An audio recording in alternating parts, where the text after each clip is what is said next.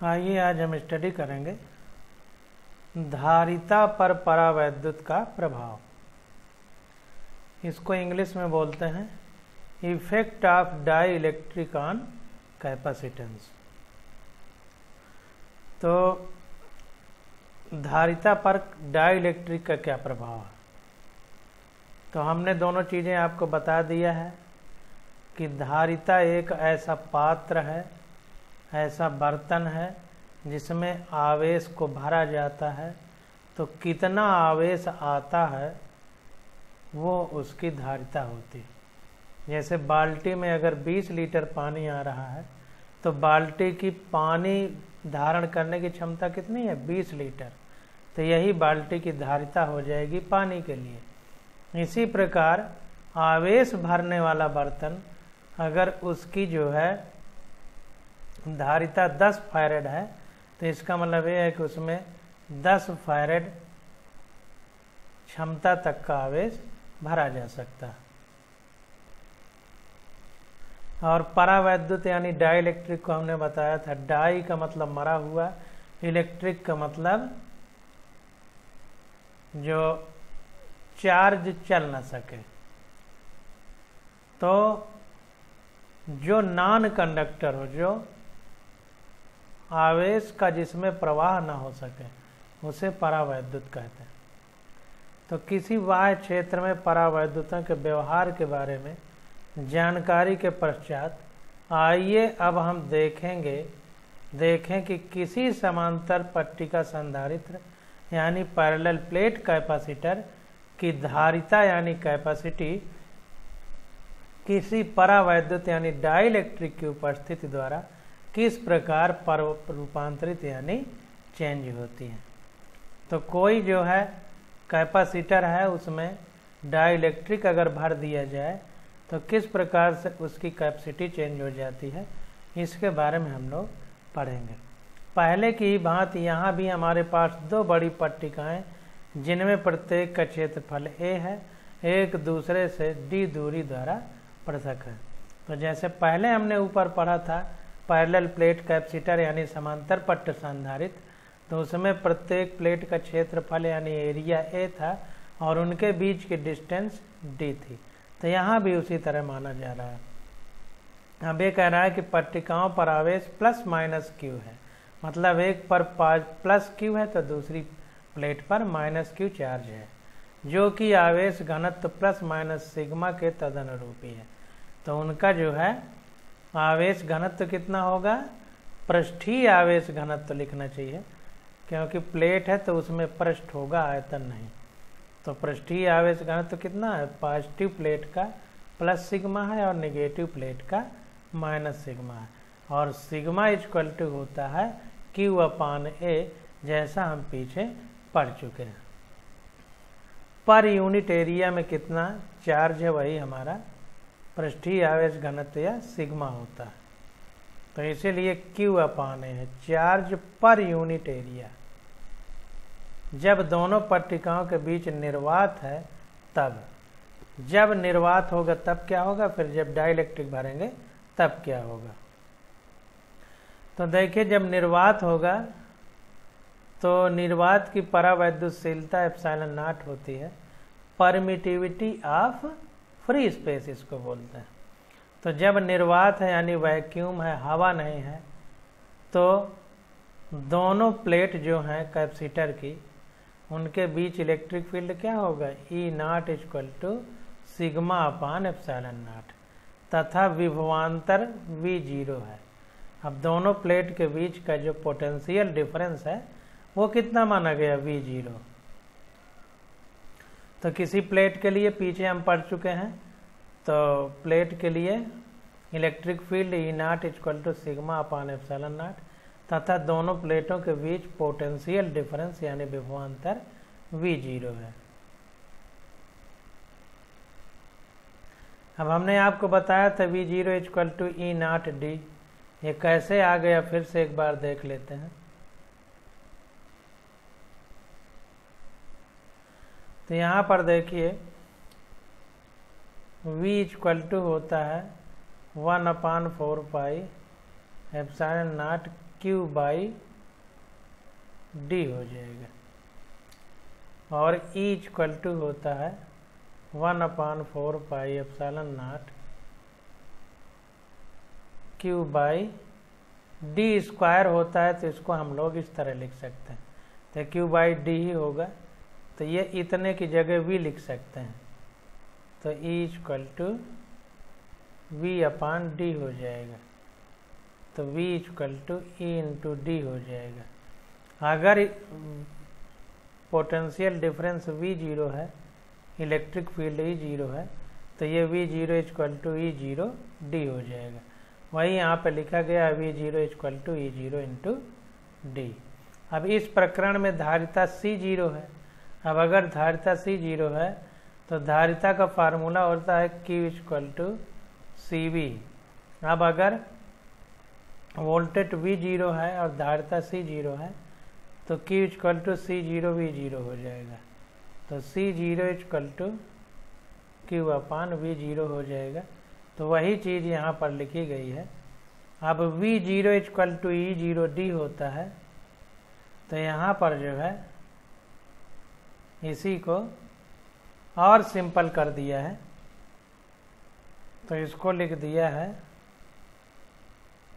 Epsilon naught A by D लिख दिया है। इसको और सिंपल करके C0 equal to Q/V0 equal to epsilon naught A by D, क्योंकि समांतर प्लेट संधारित्र के लिए C equal to epsilon naught A by D हमने पीछे पढ़ा है समांतर प्लेट संधारित्र यानी पैरेलल प्लेट कैपेसिटर की कैपेसिटी या धारिता का फार्मूला, तो इसी को इसके बराबर कर दिया। अब देखिए आगे देखते हैं। इसके पश्चात हम उस प्रकरण पर विचार करते हैं जिसमें दोनों पट्टिकाओं के बीच के समस्त क्षेत्र को किसी परावैद्युत पदार्थ द्वारा भर दिया जाता है। अब यहाँ पर हवा की वैक्यूम की जगह यानी जहाँ पर कुछ भी नहीं है, निर्वात है, उसकी जगह में अब कोई डाइलेक्ट्रिक भर देंगे तो क्षेत्र द्वारा समस्त परावैद्युत ध्रुवण हो जाता है। तो क्षेत्र द्वारा समस्त परावैद्युत ध्रुवण हो जाता है तथा जैसा कि ऊपर स्पष्ट किया जा चुका है, यह प्रभाव दो आवेशित चादरों यानी परावैद्युत के पृष्ठों पर क्षेत्र के अभिलंबवत के समतुल्य है, जिनके पृष्ठीय आवेश घनत्व क्रमशः सिग्मा P तथा माइनस सिग्मा P है। तो इस स्थिति में परावैद्युत में विद्युत क्षेत्र उस प्रकरण के तदानुरूपी होता है जिसमें पट्टिकाओं पर नेट आवेश घनत्व प्लस माइनस सिग्मा P होता है अर्थात। तो अब इसको देखते हैं कैसे हो गया। अब यहाँ पर देखिए हमने फिगर बनाया है, तो ये दो प्लेटें हैं, एक प्लस क्यू है एक माइनस क्यू है। ये समांतर प्लेट संधारित्र इसको मान सकते हैं, पैरेलल प्लेट कैपेसिटर। इसके बीच में जो खाली स्थान है इसमें हमने परावैद्युत यानी डाइलेक्ट्रिक भर दिया। जब डाइलेक्ट्रिक भर देंगे तो इसमें चूंकि आवेश चल नहीं सकता क्योंकि ये कंडक्टर नहीं है, नॉन कंडक्टर है, इसलिए इस पर ये प्लस प्लेट है, ये माइनस क्यू प्लेट है। तो ये माइनस क्यू है, ये प्लस क्यू प्लेट है, तो ये माइनस क्यू के कारण इस परावैद्युत पदार्थ पर प्लस डेल्टा क्यू चार्ज उत्पन्न हो जाता है। और इधर ये प्लस प्लेट है, तो इस पर इंडक्शन की वजह से, प्रेरण की वजह से इस पर माइनस क्यू चार्ज उत्पन्न हो जाता है। जैसा कि आप जानते हैं किसी पॉजिटिव प्लेट के पास कोई चीज लाई जाए तो उस पर प्रेरण के कारण यानी इंडक्शन के कारण उसके विपरीत चार्ज उत्पन्न होता है। तो इसी प्रकार ये प्लस क्यू प्लेट है, तो इसके पास में इस डाइलेक्ट्रिक यानी परावैद्युत पदार्थ पर माइनस डेल्टा क्यू चार्ज उत्पन्न हो गया।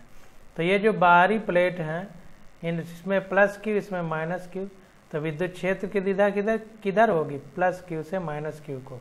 तो ये देखिए हमने तीर द्वारा दिखा दिया कि प्लस क्यू से माइनस क्यू की तरफ इलेक्ट्रिक फील्ड की डायरेक्शन है।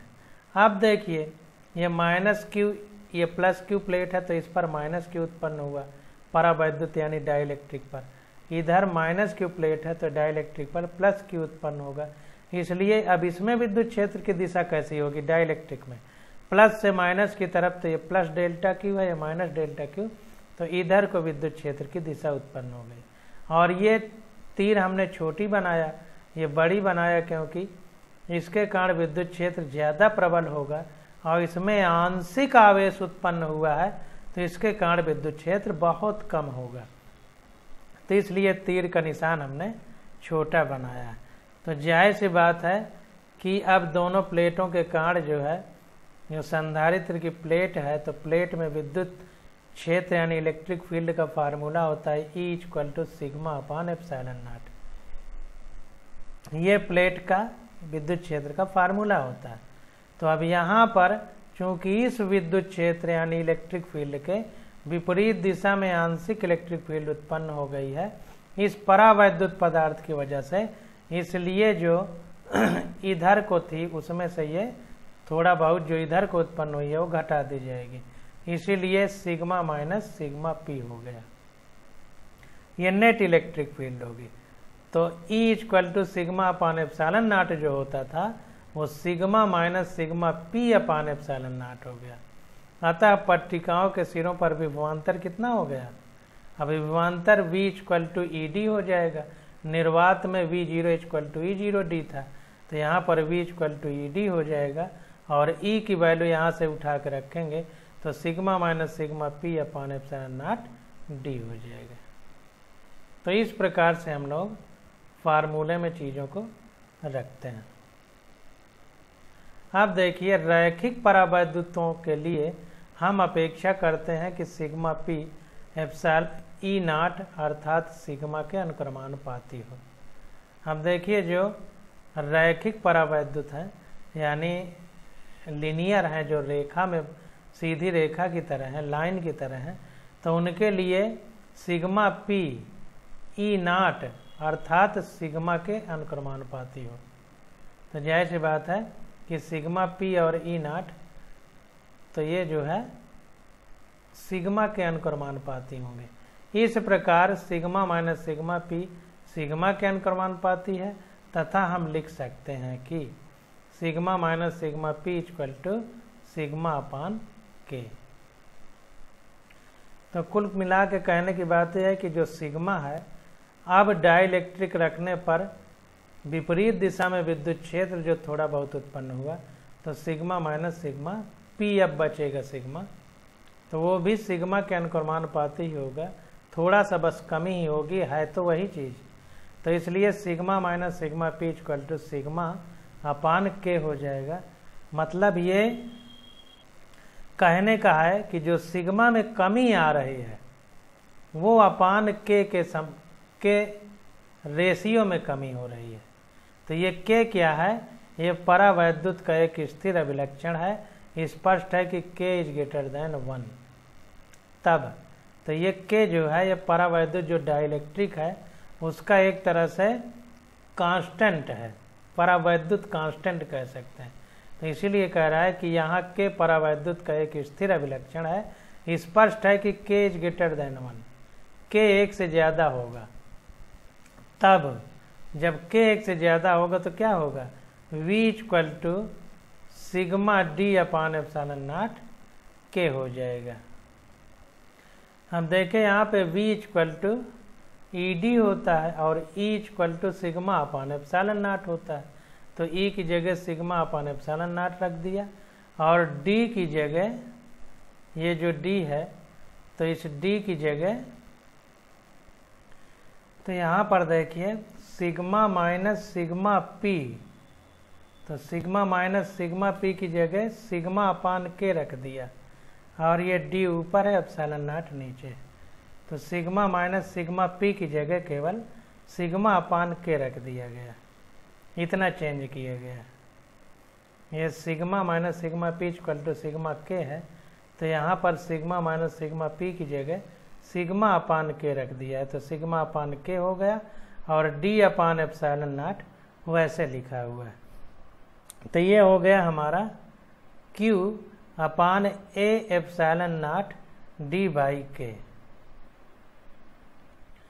अब यहाँ पर देखिए सिग्मा जो है पृष्ठीय आवेश घनत्व है, यानी आवेश पर यूनिट एरिया।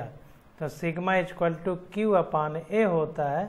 तो अब सिग्मा की जगह क्यू अपान ए रख दिया, बाकी ये चीज़ें वैसे ही हैं, डी अपान एप्सिलॉन नॉट के। तो पट्टिकाओं के बीच परावैद्युत होने पर धारिता सी कितना होगी, C equal to Q upon V equal to epsilon not K A by D हो जाएगी। ये हमारी धारिता हो जाएगी। तो इस फार्मूले को बॉक्स में बंद कर लीजिए। अब यहाँ पर देखिए C equal to Q upon V है, तो ये वी का जो ये मान है पूरा यहाँ पर रख देंगे, तो क्यू क्यू कट जाएगा और नीचे वाला ऊपर चला जाएगा, तो epsilon not K A upon D बचेगा।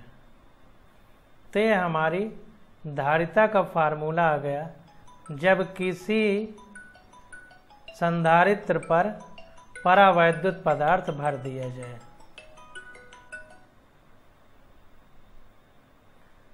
जब किसी संधारित्र पर परावैद्युत पदार्थ भर दिया जाए तब ऐसा होगा। डाइलेक्ट्रिक सब्सटेंस भर दिया जाए तब ऐसा होगा। अब आगे देखते हैं। अब देखिए गुणनफल एप्सिलॉन नॉट के को माध्यम का परावैद्युतांक कहते हैं तथा इसे एप्सिलॉन के द्वारा निर्दिष्ट किया जाता है। देखिए अंग्रेजी में एप्सिलॉन नॉट के को परमिटिविटी बोलते हैं, परावैद्युतांक ऑफ द मीडियम।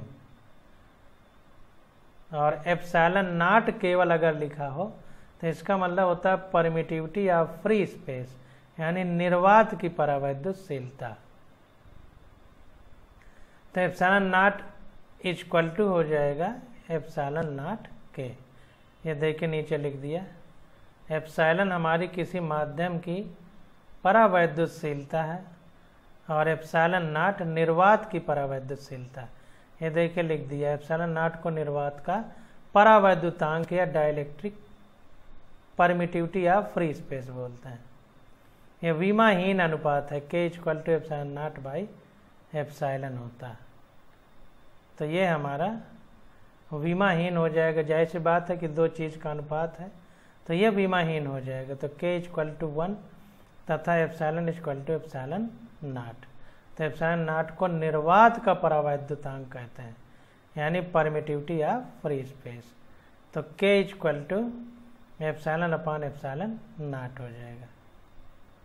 और के हमारा परावैद्युत स्थिरांक है। हाँ, तो विमाहीन अनुपात को पदार्थ का परावैद्युतांक कहते हैं के। जैसा कि पहले टिप्पणी की जा चुकी है, समीकरण 2.49 से यह स्पष्ट है कि के इज ग्रेटर देन 1 अर्थात के का मान 1 से अधिक है। समीकरण 2.46 तथा 2.51 में K equal to C upon C naught. तो ध्यान दीजिए, अगर निर्वात और किसी परावैद्युत माध्यम में धारिता की बात होगी तो के की वैल्यू हमारी K equal to C upon C naught होगा। ये ध्यान देना।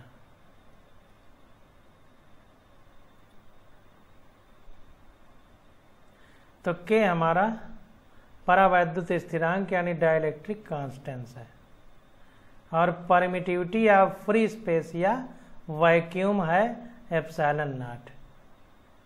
और एप्सिलॉन हमारा परमिटिविटी ऑफ द मीडियम है, जो माध्यम भरा गया है उसकी परावैद्युतशीलता है। अब देखिए, कह रहा है इस प्रकार किसी पदार्थ का परावैद्युतांक एक कारक है, यानी जिसका मान 1 से ज़्यादा है, जिसके द्वारा जब किसी संधारित्र के पट्टिकाओं के बीच कोई परावैद्युत पदार्थ पूर्णतः भर दिया जाता है तो उसके धारिता के मान में निर्वात के मान से वृद्धि हो जाती है। तो जाहिर सी बात है कि सी इक्वल टू अगर ये इधर चला जाए तो के सी 0 होगा, यानी निर्वात का के गुना हो जाएगा। तो के गुना बढ़ जाएगा जब कोई परावैद्युत पदार्थ भर दिया जाएगा। तो जाहिर सी बात है कि किसी भी संधारित्र में जिसमें भीतर माध्यम निर्वात है अगर उसमें कोई परावैद्युत पदार्थ भर दिया जाता है तो इसकी कैपेसिटी बढ़ जाती है, यानी संधारित्र की धारिता बढ़ जाती है, यानी धारिता के मान में निर्वात के मान से वृद्धि हो जाती है। जितना वैक्यूम या फ्री स्पेस में धारिता होगी, कैपेसिटी होगी, उससे उसका मान ज़्यादा हो जाता है। यद्यपि हम समांतर पट्टिका संधारित्र के प्रकरण के लिए समीकरण 2.54 पर पहुँचे हैं, तथापि यह हर प्रकार के संधारित्रों पर लागू होता है। ये जो है 2.54 जो फार्मूला है, ये सारे प्रकार के संधारित्रों पे लागू होता है, केवल समांतर पट्ट संधारित्र यानी पैरेलल प्लेट पर कैपेसिटर के लिए ही नहीं, सब पे लागू होता है। तो 2.54 यह हर प्रकार के संधारित्र पर लागू होता है को भी अंडरलाइन कर लीजिए।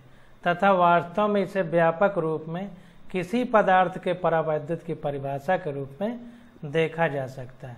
तो इस फार्मूले को हम किसी डाइलेक्ट्रिक की डिफिनीशन के रूप में भी देख सकते हैं, यानी डिफिनीशन भी इसके आधार पर लिख सकते हैं। अब आगे आ जाता है परावैद्युत विस्थापन। आगे हेडिंग है हमारी परावैद्युत विस्थापन। अब देखिए नई बुक में परावैद्युत विस्थापन नहीं है, तो वह परावैद्युत नहीं, वैद्युत विस्थापन, इलेक्ट्रिक डिस्प्लेसमेंट कह सकते हैं। तो यहाँ पर देखिए वैद्युत विस्थापन, इलेक्ट्रिक डिस्प्लेसमेंट एक तरह से है। तो कह रहा है हमने परावैद्युतांक की धारणा से आपको परिचित कराया तथा प्रेरित आवेश घनत्व सिग्मा पी तथा ध्रुवण पी में बिना कोई सुस्पष्ट संबंध बताए ही समीकरण 2.54 तक पर पहुंच गए। तो हमें प्रेरित आवेश घनत्व यानी जो हमने डाइलेक्ट्रिक उसके अंदर भरा कैपेसिटर के अंदर, उसके कारण जो आंशिक धनावेश और ऋणावेश उत्पन्न हुआ, प्लस और माइनस, प्लस क्यू और माइनस क्यू जो आवेश था संधारित्र की प्लेटों के बीच, उसके कारण जो डाइलेक्ट्रिक यानी परावैद्युत में आंशिक धनावेश और ऋणावेश उत्पन्न हुआ, तो उसे प्रेरित आवेश घनत्व सिग्मा पी कहा गया। तथा जो उनमें ध्रुवण हुआ तो ध्रुवण को पी कह रहा है। तो पी में बिना कोई सुस्पष्ट संबंध बताए बुक में हम लोग 2.54 जो समीकरण है उसमें पहुंच गए। कुल मिला करके हमने ये प्राप्त कर लिया 2.54, और इन सब चीज़ों की कोई बात नहीं की गई है, न सिग्मा पी की न कैपिटल पी की। तो इसी के बारे में अब बता रहा है। तो कह रहा है हम बिना व्युत्पत्ति के परिणाम को लेते हैं जो इस प्रकार है। तो ये sigma P equal to P dot N cap होता है। जैसे हम लोग पीछे वेक्टर यानी सदिश वाले चैप्टर में पढ़ते थे, तो एन कैप हमारा एक तरह से यूनिट वेक्टर है, एकांक सदिश है। तो ये जो है एकांक सदिश है, और पी हमारा डाइपोल मोमेंट है, जैसे विद्युत द्विध्रुव में हम लोग पढ़ते थे उस प्रकार से। तो sigma P equal to P dot N cap है। यहाँ एन कैप पृष्ठ के बहिर्मुखी अभिलंबवत एक एकांक सदिश है। तो पृष्ठ के बाहर जैसे हम लोग वैद्युत फ्लक्स पढ़े थे, तो उसमें क्या था, बाहर की ओर लंबवत पृष्ठ के विद्युत क्षेत्र था प्लस क्यू चार्ज के कारण। तो उसी प्रकार, और अगर हम पृष्ठ के क्षेत्रफल की बात करें तो वो बाहर की ओर था, तो एन कैप से दिखाया गया था। तो इसी प्रकार यहाँ भी एन कैप पृष्ठ के बहिर्मुखी अभिलंबवत एक एकांक सदिश है। ऊपर दिया गया समीकरण व्यापक है, जो ये ऊपर दिया गया है, यह सभी आकृतियों के परावैद्युतों पर लागू होता है। चित्र 2.23 में गुटके के लिए पी दाहिने पृष्ठ पर एन कैप के अनुदिश है तथा बाएं पृष्ठ पर एन कैप के विपरीत है। तो चित्र 2.23 देखते हैं। कह रहा है चित्र 2.23 में गुटके के लिए पी दाहिने पृष्ठ पर एन कैप के अनुदिश है तथा बाएं पृष्ठ पर एन कैप के विपरीत है। पी दाहिने पृष्ठ पर एन कैप के अनुदिश है और बाएं पृष्ठ पर n कैप के विपरीत है। तो देखिए दाहिना पृष्ठ है तो जो P है वो दाहिने पृष्ठ पर n कैप के अनुदिश है। दाहिने पृष्ठ पर P जो है, चूंकि विद्युत द्विध्रुव माइनस से प्लस Q की ओर होता है, ये P, तो ये दाएं पृष्ठ की अनुदिश है। दाहिना पृष्ठ है राइट हैंड वाला, तो ये अनुदिश है इसके दाहिने पृष्ठ के, और बाएं पृष्ठ के विपरीत है। जाहिर सी बात है कि दिशा इधर को है। माइनस से प्लस की दिशा होती है वैद्युत द्विध्रुव की। वैद्युत द्विध्रुवी जब हम पढ़ रहे थे डाइपोल, तो उसमें हमने पढ़ा था। तो ये माइनस से प्लस की ओर इसकी डायरेक्शन होती है। तो दाहिने पृष्ठ के अनुदिश है n कैप, क्योंकि लंबवत होगा n कैप, और बाएं पृष्ठ के विपरीत है। जाहिर सी बात दिशा इधर को है तो इसके विपरीत ही होगा बाएं पृष्ठ पर। तो वही बात देखिए यहाँ कही जा रही है कि चित्र 2.23 में गुटके के लिए P दाहिने पृष्ठ पर n कैप के अनुदिश है तथा बाएं पृष्ठ पर n कैप के विपरीत है। तो यहाँ पर देखिए कह रहा है कि इस प्रकार दाहिने पृष्ठ पर प्रेरित आवेश घनत्व धनात्मक तथा बाएं पृष्ठ पर ऋणात्मक है, जैसा कि हम पहले की गुणात्मक चर्चा में अनुमान लगा चुके हैं। तो जाहिर सी बात है दाहिने पृष्ठ पर प्लस सिग्मा P है, बाएं पृष्ठ पर माइनस सिग्मा P, जैसा चित्र में देखा है वही बात कह रहा। विद्युत क्षेत्र के लिए सदिश रूप में समीकरण लिखने पर, तो अगर हम विद्युत क्षेत्र यानी E के लिए लिखें तो E डॉट n कैप हो जाएगा equal to sigma upon epsilon naught P dot n cap हो जाएगा, क्योंकि sigma P equal to P dot n cap है। तो सिग्मा P की जगह अगर माइनस प्लेट है तो सिग्मा माइनस कर दिया है, और अगर प्लस प्लेट है तो पॉजिटिव कर दिया है। अब यहाँ पर देखिए E equal to sigma upon epsilon naught होता है, ये फार्मूला हमको पता है, E equal to sigma upon epsilon naught. तो E equal to sigma upon epsilon naught वैसे रहेगा। माइनस प्लेट के लिए minus P dot n cap हो गया, प्लस प्लेट के लिए plus P dot n cap हो गया, और इसमें इधर E डॉट n कैप किया है तो इधर भी डॉट n कैप का मल्टीप्लाई कर दिया है। यहाँ पर देखिए E इक्वल टू होता है सिग्मा अपान एप्सिलॉन नॉट। अब जब डाइलेक्ट्रिक भर दिया जाएगा तो उसके लिए आंशिक और विपरीत दिशा में सिग्मा P होगा, तो मान सिग्मा माइनस सिग्मा P हो जाएगा। तो ये माइनस सिग्मा P, और सिग्मा P की value P dot n cap है, तो पूरा सिग्मा P की जगह P डॉट n कैप लिख दिया, और एप्सिलॉन नॉट वैसे ही लिखा। अब अथवा में क्या किया, अगर सिग्मा को इधर लाएंगे तो ये हमारा,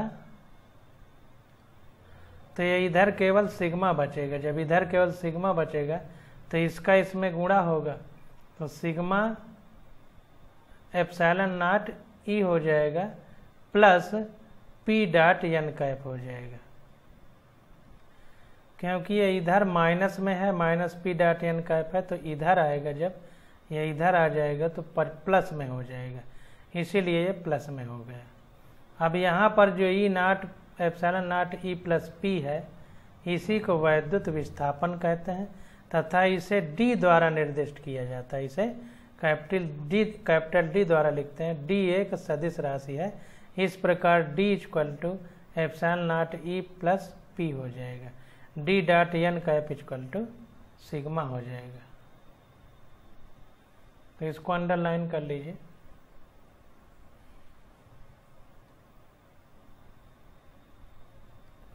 तो epsilon naught E plus P यही वैद्युत विस्थापन है, इसको D लिखते हैं, इसलिए D equal to epsilon naught E plus P हो गया। अब D के साथ अगर डॉट n कैप लिख देंगे तो यही सिग्मा के बराबर होगा, क्योंकि इसी की जगह जो है D लिखेंगे तो ये डॉट n कैप है, तो यही सिग्मा के बराबर हो जाएगा।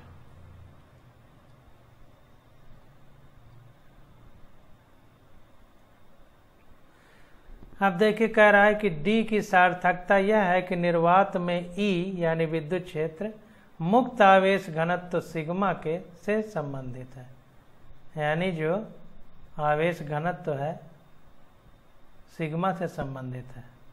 जब कोई परावैद्युत माध्यम विद्यमान होता है तो तदनुरूपी भूमिका डी द्वारा ग्रहण कर ली जाती है। अगर कोई डाइलेक्ट्रिक माध्यम है तो ये जो जब कोई परावैद्युत माध्यम विद्यमान होता है तो तदनुरूपी भूमिका डी द्वारा ग्रहण कर ली जाती है। किसी परावैद्युत माध्यम के लिए मुक्त आवेश घनत्व सिग्मा से डी का प्रत्यक्ष संबंध है, ई से नहीं।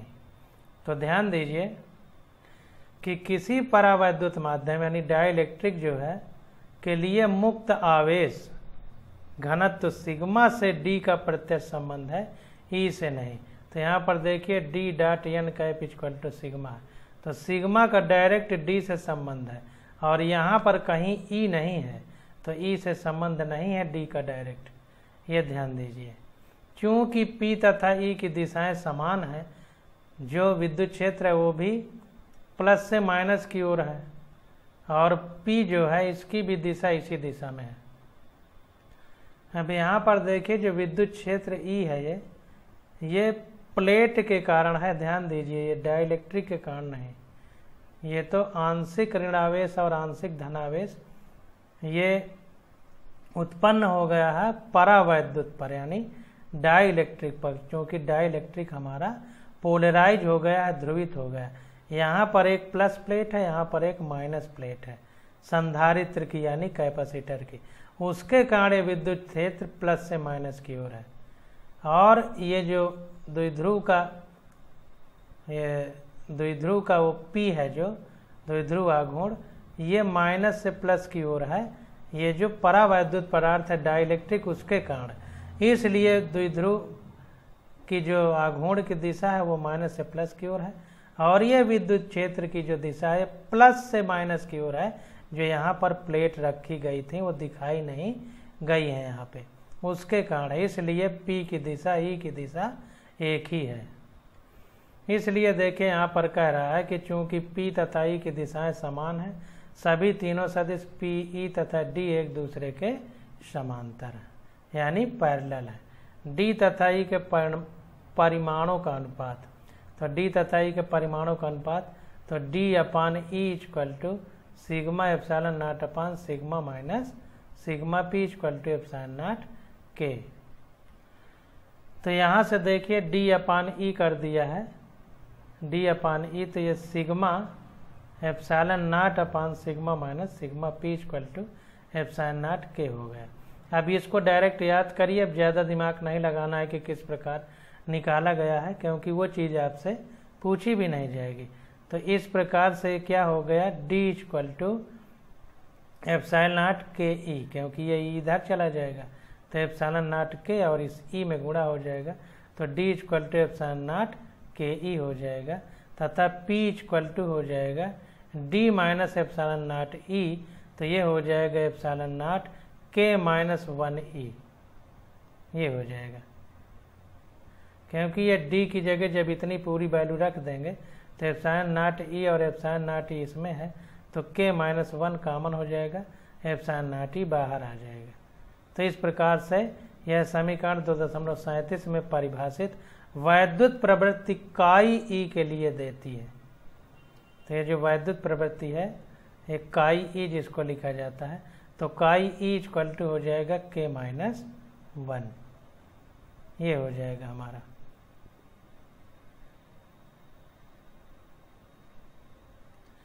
अब देखिए आगे एक क्वेश्चन है, इसको देखते हैं। कह रहा है के परावैद्युतांक के पदार्थ के किसी गुटके का क्षेत्रफल समांतर पट्टिका संधारित्र की पट्टिकाओं के क्षेत्रफल के समान है, यानी परावैद्युतांक पूरी तरह से भरा गया है, अंदर कुछ भी जगह खाली नहीं है, तभी जो पैरेलल प्लेट कैपेसिटर है यानी समांतर पट्ट संधारित्र है उसके क्षेत्रफल के समान तभी होगा कि पूरी तरह से भर दिया जाए। परंतु गुटके की मोटाई 3/4 D है। देखिए चौड़ाई तो पूरी है, पूरी तरह से भर दिया गया, लेकिन ऊंचाई में पूरा नहीं भरा गया है, इसको ध्यान दीजिए। परंतु गुटके की मोटाई 3/4 D है। यहाँ D पट्टिकाओं के बीच पृथक्कन है। पट्टिकाओं के बीच गुटके को रखने पर संधारित्र की धारिता में क्या परिवर्तन हो जाएगा। तो ध्यान दीजिए कि यहाँ पर कह रहा है कि परावैद्युतांक के परावैद्युतांक यानी के डाइलेक्ट्रिक कांस्टेंट के पदार्थ के किसी गुटके का क्षेत्रफल समांतर पट्टिका संधारित्र की पट्टिकाओं के क्षेत्रफल के समान है। तो जो पैरेलल प्लेट कैपेसिटर है उसकी प्लेट का जो एरिया है उसके एरिया के बराबर, प्लेटों के एरिया के बराबर जो डाइलेक्ट्रिक है उसका एरिया है जो दोनों प्लेटों के बीच में भरा गया है। ऐसा नहीं है कि पूरे में भर दिया गया, जो हम बता रहे थे वो गलत बता रहे थे। पूरी प्लेट में कहीं जगह न बचे बीच में, ये नहीं है। प्लेट का जो एरिया है उसके बराबर डाइलेक्ट्रिक का एरिया है जो बीच में भरा गया है। तो कितनी जगह कवर करता है? 3/4 डी जगह कवर करता है, जहाँ पर डी दोनों प्लेट के बीच का पृथक्कन है, यानी बीच की जगह का दूरी है। पट्टिकाओं के बीच गुटके को रखने पर संधारित्र की धारिता में क्या परिवर्तन हो जाएगा? तो जो कैपेसिटर रखा गया उसकी कैपेसिटी में अब क्या चेंज हो जाएगा पहले की तुलना में? तो इसको देखते हैं। तो कह रहा है कि मान लीजिए जब पट्टिकाओं के बीच कोई संधारित्र नहीं है तो पट्टिकाओं के बीच वैद्युत क्षेत्र E0 = V0/D है। ये हम लोग पढ़ चुके हैं। V0 = E0D तथा विभवांतर V0 है। जब कोई नहीं, निर्वात है, वैक्यूम है, तब यदि अब कोई परावैद्युत पदार्थ रख दिया जाता है तो परावैद्युत में विद्युत क्षेत्र E = E0/K होगा। अब अगर कोई डाइलेक्ट्रिक रख दिया गया तो अब इलेक्ट्रिक फील्ड कितना होगा? E = E0K होगा, जैसा कि हम पीछे पढ़ चुके हैं। तब विभवांतर क्या हो जाएगा? तब विभवांतर हो जाएगा V = E0D होता है, तो ये हो जाएगा V = E0D। तो E0, और अब यहाँ पर देखिए 3/4 भाग मोटाई का गुटका भरा हुआ डाइलेक्ट्रिक का, तो बचा कितना? 1/4 बचा। तो वही यहाँ पर V = E0 × D, तो D की जगह 1/4D लिखा गया है क्योंकि इतना ही बचा है। अब जो डाइलेक्ट्रिक है वो 3/4D में है और उसके कारण विद्युत क्षेत्र कितना है? E0/K। ये देखिए E = E0/K। अब यहाँ पर देखिए, ये मान लीजिए समांतर प्लेट संधारित्र है। एक प्लेट ये है, एक प्लेट ये। इसमें 3/4 भाग में डाइलेक्ट्रिक भर गया और 1/4 भाग खाली रह गया। तो पूरी ये चौड़ाई, बीच की दूरी D है, तो 3D/4 में भरा गया है डाइलेक्ट्रिक और D/4 खाली रह गया। तो इसके कारण विभव और इसके कारण विभव, यानी पोटेंशियल इसके कारण और इसके कारण। तो V0 = E0D होगा क्योंकि E0 = V0/D होता है। तो ये D इधर आ जाएगा, तो ये V0 = E0D हो जाएगा, जैसा ये है। तो ये V जब डाइलेक्ट्रिक भर दिया गया, ये निर्वात की बात है। तो जब डाइलेक्ट्रिक भर दिया गया तो पहले जितनी जगह में नहीं भरा है, D/4 में नहीं भरा, तो इसके लिए E0D × D/4 होगा क्योंकि E0 × D है। प्लस अब इतने में भर दिया गया और इसका इलेक्ट्रिक कांस्टेंट K है, तो E = E0/K होता है। तो E की जगह हमने E0/K रख दिया इसकी जगह। जब निर्वात था तब ये है, और जब निर्वात नहीं है, डाइलेक्ट्रिक भर दिया गया, तो ये E0/K हो गया, जैसा यहाँ लिखा है। तो E0/K और D की जगह 3D/4 हो गया। तो ये आ गया E0D कॉमन हो जाएगा, तो ये 1/4 + 3/4K हो जाएगा।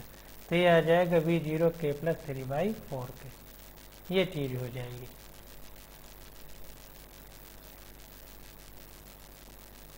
विभवांतर K + 3/4K के गुणज द्वारा कम हो जाता है, जबकि पट्टिकाओं पर आवेश Q0 अपरिवर्तित रहता है।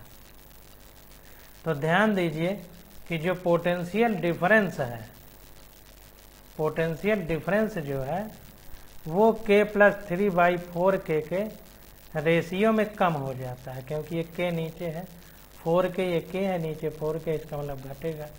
तो इसके मल्टीप्लिकेशन में विभवांतर कम हो जाता है, जबकि पट्टिकाओं पर आवेश जो है Q0, वो तो Q0 इधर है प्लस Q0 इधर माइनस Q0, तो उस पर कोई फर्क नहीं पड़ता है। क्यों? क्योंकि इसके अंदर जो आवेश आंशिक उत्पन्न होता है डाइलेक्ट्रिक में वो प्रेरण द्वारा होता है, इंडक्शन द्वारा, इसलिए इसमें जो उत्पन्न भी होगा तो प्लेटों पे उसका कोई मतलब इसको कम करने का प्रभाव नहीं रहेगा, जैसा हमने इंडक्शन में पढ़ा था।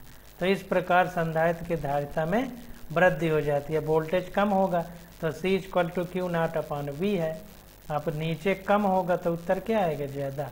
तो वोल्टेज चूंकि गुणज में कम हो जाता है तो नीचे कम होगा तो C ज़्यादा होगा।